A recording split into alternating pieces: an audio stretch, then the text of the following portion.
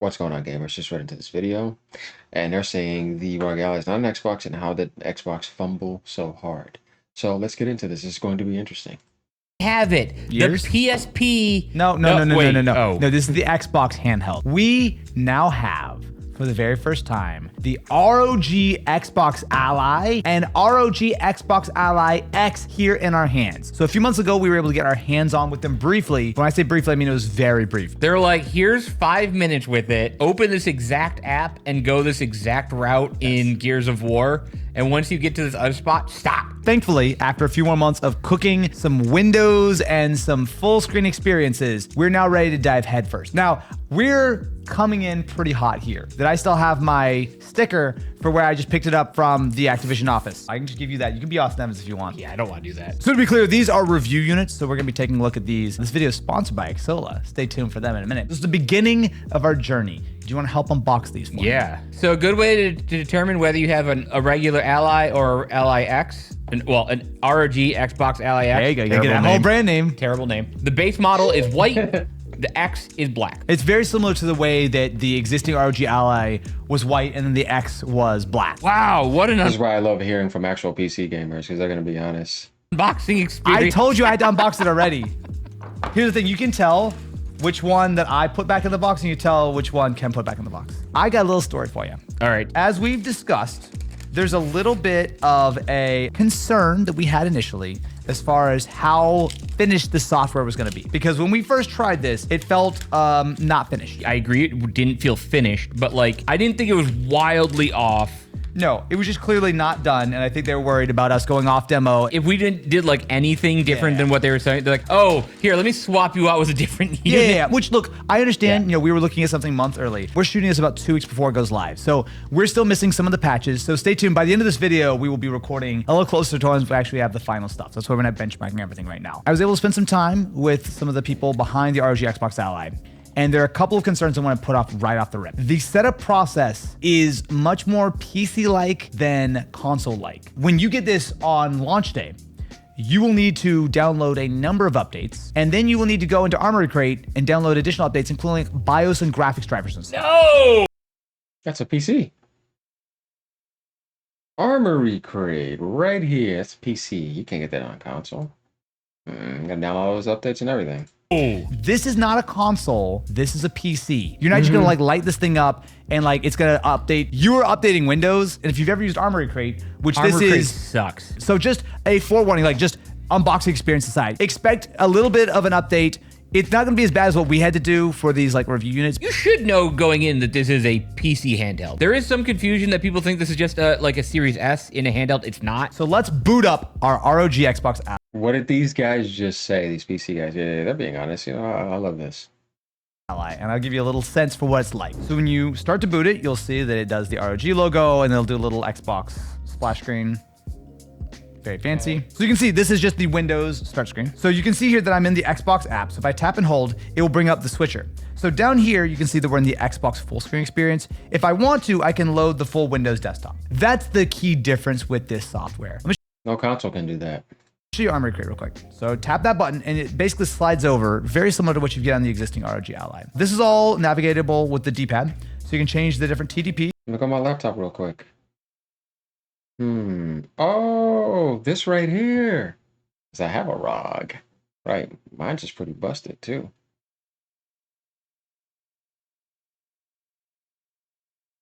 Let's see. Installed in ROG Live Source. I'm going to close that down. Did you know? Because I just wanted to do that. So you can do Windows, Don't have to Silent, update that. Performance, That's what a Turbo. PC does. One thing I want to mention, I thought was very interesting. So this is the $600 the base model. This has the Z2A chip inside. And what I can tell you with an enormous amount of confidence, that is the Steam Deck chip. So I'm going to go to the desktop. So it's going to tell me, hey, this is a bad idea. Don't go to it. But I'm going to Steam Deck? Oh, that's a PC device. It's not a console. do it anyway. So now we're in the desktop. Everything so so at this far point, seems this like is it's a pretty much PC. exactly like any kind of regular handheld. That's PC we've stuff. tried. You'll see our At the Z2A. bottom, like the Windows stuff at the bottom of your taskbar down there, that's a PC. That's Windows. Oh, this stuff right here, you can only do this on PC. Quad core with Radeon graphics. I'm going to confirm this before this video goes live, but I can tell you with almost 100% certainty, this is the same chip from the Steam Deck. But you can see here, we're in the Windows desktop, and if you want, you tap and hold the Xbox button, and then we can come back over here. But what you'll see here is that the Xbox app is running in the Windows sort of full screen. So if I want, I can tap this full screen. I have to restart to enter, or I can stay in without optimization. This new experience is an improvement, and I want to spend some more time with it.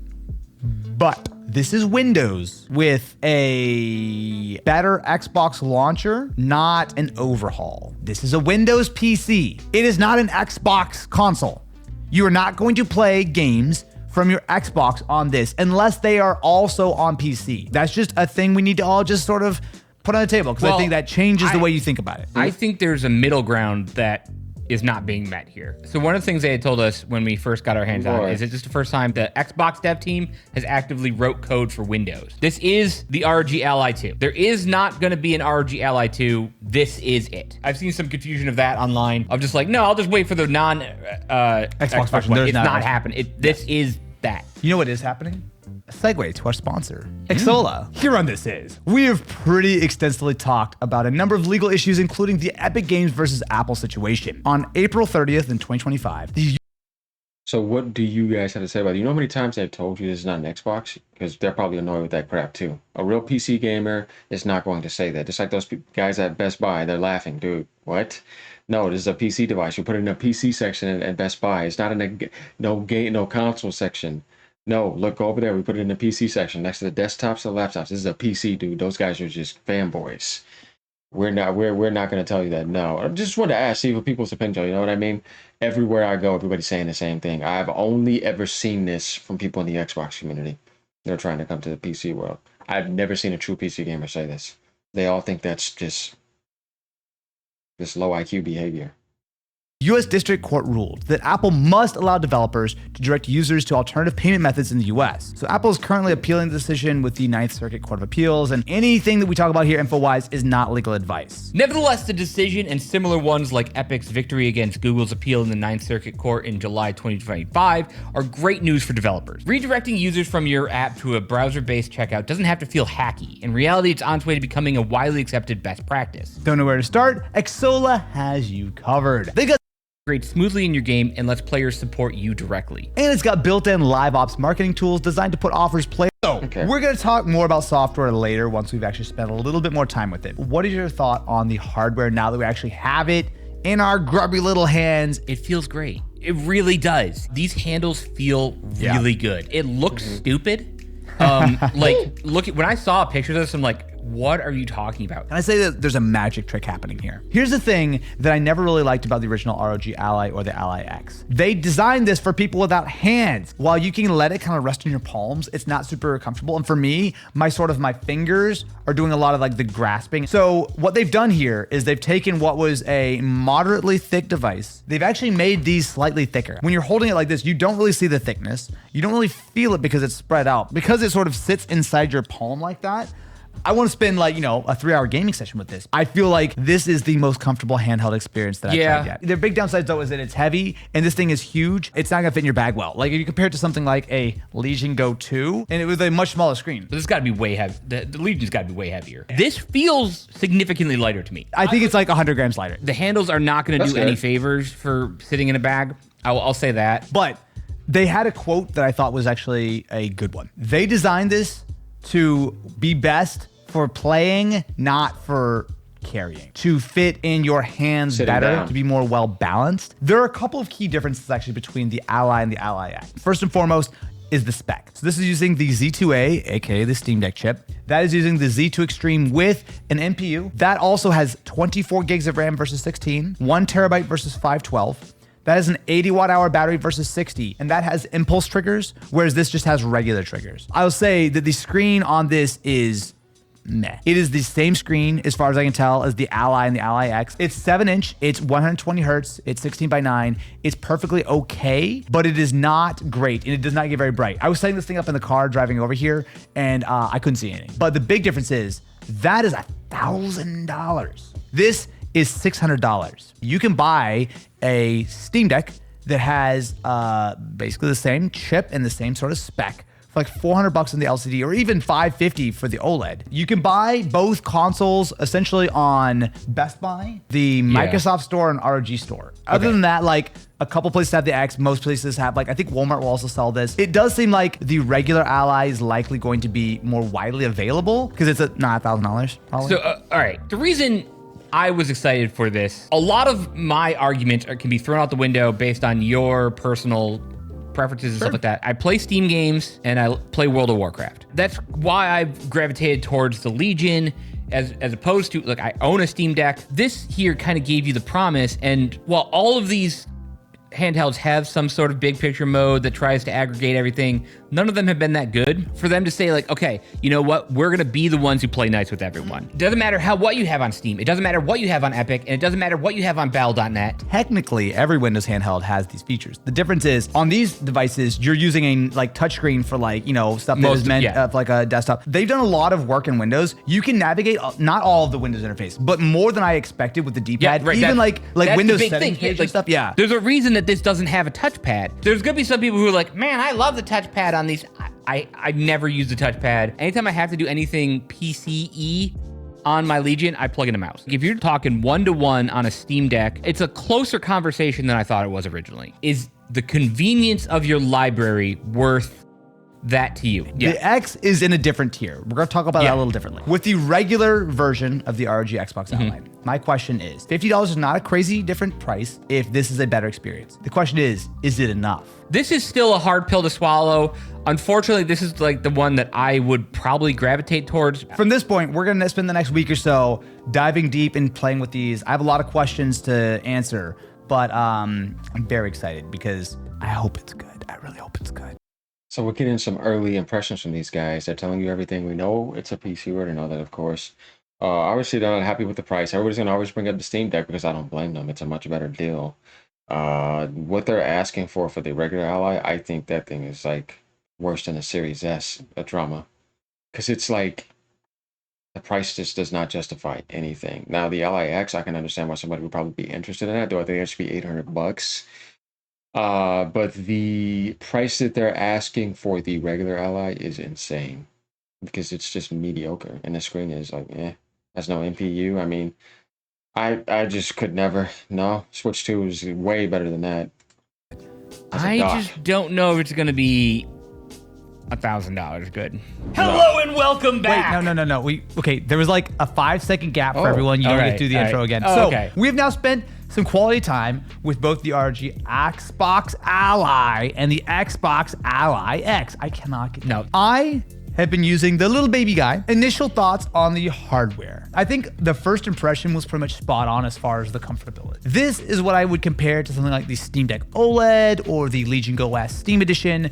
All of these are like $550 to $600, and I would argue are somewhat reasonably priced. And then there's stuff like the X, which is, $1,000. I like the way this feels a lot. I think it's very comfortable, even though it's kind of thick and heavy. I will say, though, that compared to the Steam Deck, I would say it's actually a bit of a wash. This is something that's very hard to articulate on camera. This feels lighter than I think a lot of other handhelds, because I think the way that the weight is distributed, it just feels lighter. The handles are so good. These handles are clutch. I'm going to be as bold to say this is by far, like a mile, the most comfortable of the handles. Compared to Steam Deck. Compared to these handles look really stupid, feel amazing. And yeah, that's ergonomics, but it's $1,000. You have to have some comfortability with this. I'm telling you. You're telling me that's like, you better? You trying to charge me that much for it? That's kind of where my positiveness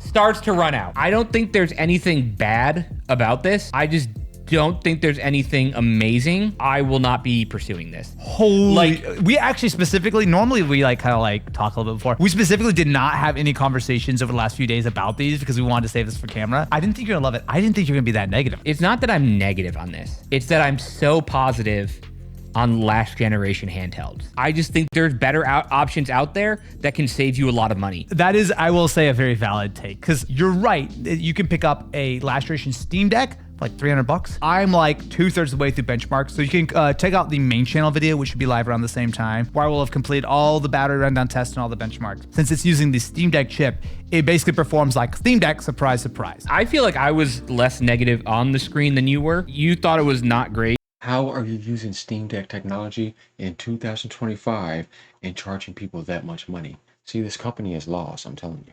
This thing's dead on arrival. It was just a little spike from the fanboys, but after that, it's done. And it's going to tank after the holidays and just die off, sit around, just like the rest of the handhelds. This is a realistic point of view for the rest of the world. I don't care what the fanboys think, you know what I mean? But you guys that are Xbox gamers, you're thinking about it, I don't recommend it. I'm telling you, just wait, see if they could drop the price or not. But honestly, the way things are going, and I heard about some tariffs probably coming to China with 100%, this shit may even go up. Excuse my language, but still, oh, like that's what it is. It's crap. I thought it was fine. For me, I'm comparing it to, yes, the Legion is a better screen, but like if I'm comparing it to my Steam Deck, which is not an OLED, it's fine. 7-inch, 1080p, 120 hertz. It does support VRR, although unfortunately VRR only kicks in above 48 hertz. Did he say 720p? So you're in a 720p screen in 2025. That's overpriced. Oh my lord. And I'll be honest, most of my gaming, at least with this guy, has been like 30. What was my use case for this? I wanted something that I could play all my Steam games and I could play World of Warcraft. Yeah. The 1-inch difference between a 7-inch screen and an 8-inch screen made all the difference to me. This is kind of where I'm back and forth of like, is this replacing anything I could do? And the answer is no. I thought the screen was perfectly fine playing as far as brightness and colors. It's the same screen as the original ROG Ally from what, like 2-3 years ago? It's okay. It's $600. I don't think it's okay at $1,000. I would put Using an old screen. It's already been out. Old Steam Deck stuff. And you're getting scammed. Like I said, scam. this in the same kind of category as the Switch 2 screen. Perfectly acceptable, the bare minimum that I would say you would be okay with. It's not a deal breaker. Speaking from the perspective of the one that I've used so far, which is the regular Ally. 120 hertz, I've not seen 120 hertz in any game ever. The games I've been playing would be stuff like Baldur's Gate, which is something that I have been playing on Steam Deck for many years. Playing 720p, FSR, upscaling from like 500p or something internally. 720p.